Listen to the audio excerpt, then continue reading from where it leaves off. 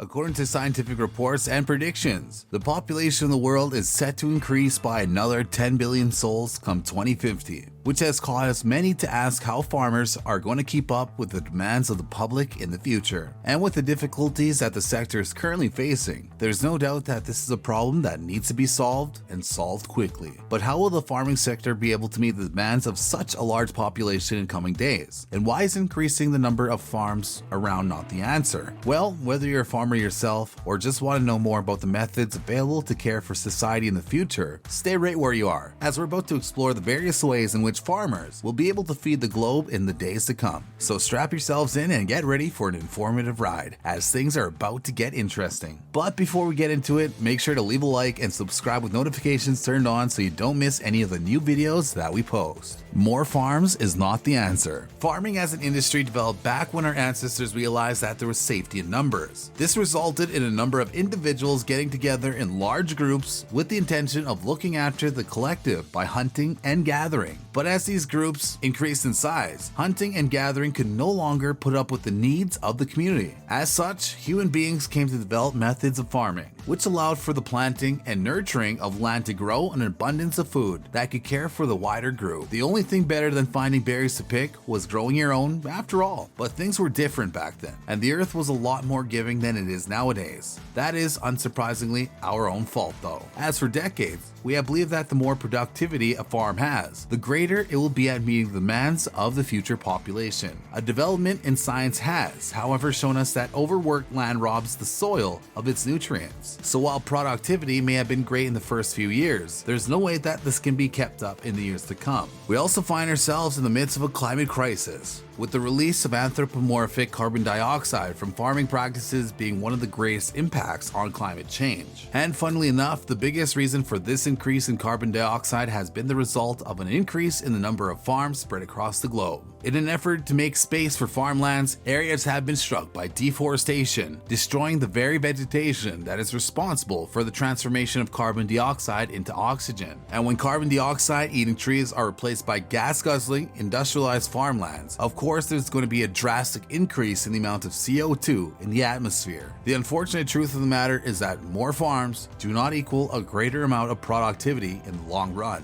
As the faster we eradicate the good in our environment, the less productivity will be available in the future. So, if we ever want to be able to supply the future generation of over 10 billion people with sufficient food to live as we are today, there needs to be some other methods employed by us to ensure that productivity is raised with little to no negative effect on the climate crisis. So let's take a look at what we can do in the days to come. Number 1. The creation and use of robot farmers. While we understand that machines have been taking the jobs of employees for generations now, a pretty great argument can be made for the use of robots or automatic processes in the farming industry. Farm workers are often bored by their jobs after having to spend hours at a time driving a tractor around a field. In fact, there are many farm jobs that are considered to be both repetitive and medial, which is why farmers don't often pay farm workers much for completing them. And since laborers of this sort are not paid very much, the amount of skill offered by the job is often minimum at best. We know this may sound a bit harsh, but it's unfortunately true. And on farms where skilled laborers have been employed to attend these tasks, the tasks often take time away from other key jobs that require the attention of the more skilled. Since the majority of large farms already use GIS software and satellite acquired data, it wouldn't be difficult to create farming implementations such as tractors that work autonomously in connection with this data, allowing these menial jobs to be completed without infringing on the time of skilled farm laborers. This means that skilled laborers would be able to concentrate on those key jobs that were being missed out on in the past, no longer having to concern themselves with menial jobs such as driving a tractor or checking the wilting percentage of the crops. When processes such as the above are made autonomous, the task can be completed at any point during the day or night without having to charge overtime and increasing the amount for which the produce is charged. Believe it or not, but the small robot company has actually created 3 little robots that have already been making waves in the farming industry. The first one of them, Tom, is responsible for taking geotagged images of plants in the field, which are then sent back to the farmer for analysis. The next little guy, Dick, is then responsible for venturing out into the field to spray effective crops with precision, avoiding unnecessary pollution. And then finally, our last robot by the name of Harry has the job of planting crop and comes complete with a robotic drill for ease of planting planting. Together, Tom, Dick, and Harry carry out monotonous tasks that often drive farm workers to absolute boredom, and do so with far greater accuracy and less waste overall. So as it turns out, having a robot army at your beck and call to improve the productivity of your farm is not as far off as people would have imagined, with autonomous processes such as these clearly being necessary for the feeding of the world in the future. Number 2, the preservation of precious dirt. As we mentioned earlier, it's not just an increase in productivity that will be needed to feed the future generation. Far too long have farmers overworked their lands out of greed, resulting in productivity falling as a result of nutrient-deficient soil. Remember, to grow sufficient crops, farmers need to ensure that there are enough nutrients in the soil to allow for these crops to grow. Without getting too technical, the crops transform these nutrients into food, without which they cannot succeed in reaching yield quality.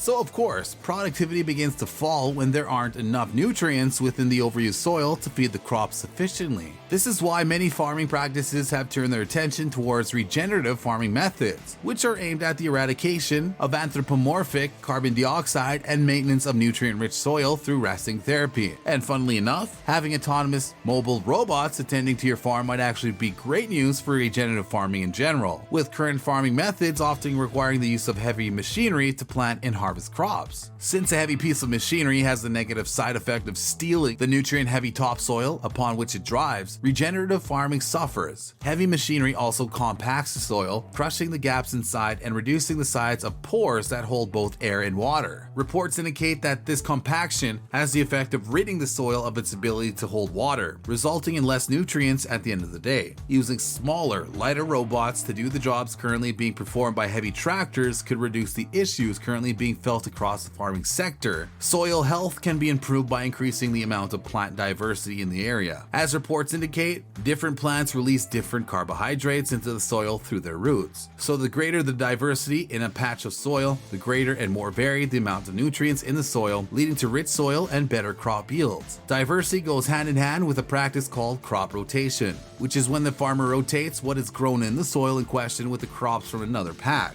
Switching a crop out with another that relies on a different nutrient is a surefire way to ensure that nutrients are never lacking from your soil. And last but not least, another method of regenerative farming that must be employed is the planting of cover crops, which are crops that are planted with the intention of covering the soil rather than leaving it bare. Essentially, those crops protect the soil from natural degradation in the form of soil erosion and wash away. So as you can see, there are a number of ways to ensure that soil remains as nutrient-rich as possible, which is necessary to attain a high crop yield and productivity required to feed the needs of the future population. Number 3, genome editing. Last up on our list is another scientific process that gets a bad rap in the world. We are of course talking about genome editing, which can be incredibly helpful when it comes to increasing the supply of what has been yielded from a set of crops. So far we have been concerned with the actual growth of crops, but since many crops are exported, they need to be able to survive the journey with little to no effect. Bananas are a great example, as they need to be picked while green to be able to survive a 40-day journey to a supermarket across the world where they're displayed as perfectly ripe without a black spot. But if a banana ripens too early, it actually releases a gas known as ethylene, which has the effect of triggering the ripening of other bananas in its vicinity. This means that a rogue banana can take down around 15% of a shipment, drastically reducing supply.